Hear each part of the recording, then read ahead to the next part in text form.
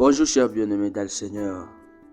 Nous glorifions Dieu pour ce matin, pour cette journée, pour cette soirée, dépendamment de partout où vous êtes.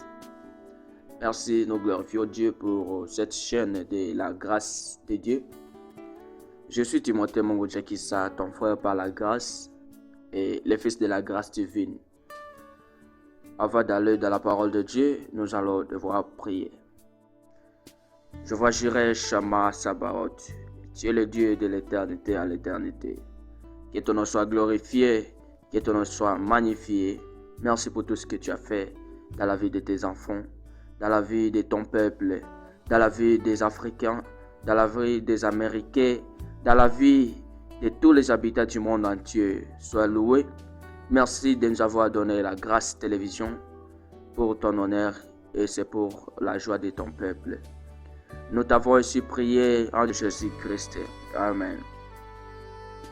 Comme je le disais tantôt, je suis Timothée Mongo Jakissa, le fils de la grâce divine. Aujourd'hui, nous allons partager avec toi, bien-aimé dans le Seigneur, un peu dans la Bible sur les thèmes. Notre thème d'aujourd'hui parle de l'attribution de la prière.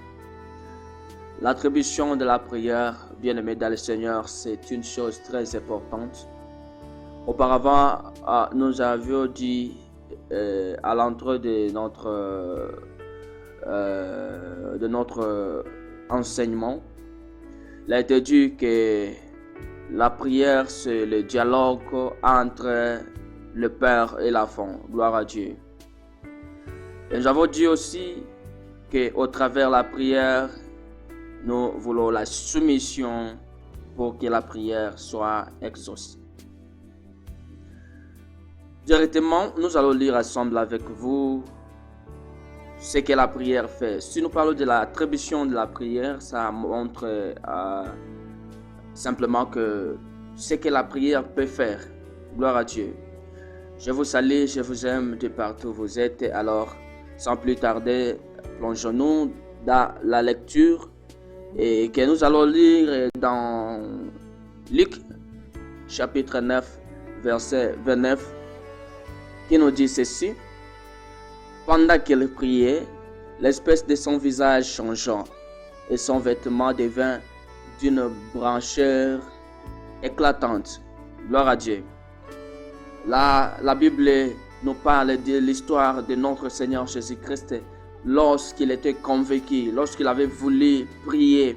Et lorsqu'il priait, la Bible dit qu'il avait eu la transformation. Donc la première chose, la première attribution que la prière donne, que la prière amène dans la vie d'un chrétien, dans la vie de quelqu'un qui prie, c'est d'abord la transformation.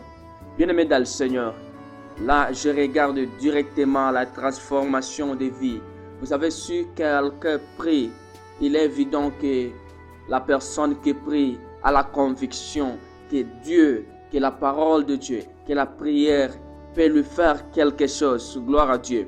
Là, lorsque notre Dieu, notre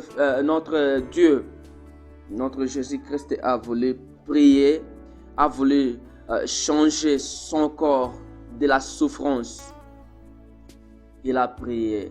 Pourquoi il avait prié? Lui qui était Dieu. Vous savez, parfois, nous oublions que tout être humain, nous sommes semblables l'un à l'autre. Bien-aimés dans le Seigneur, c'est seulement la prière qui peut faire transformer, qui peut changer de situation. Voilà pourquoi, si tu n'as pas l'habitude de prier, soyez-en sûr que tout ce qui arrive sur la nature humaine t'arrivera.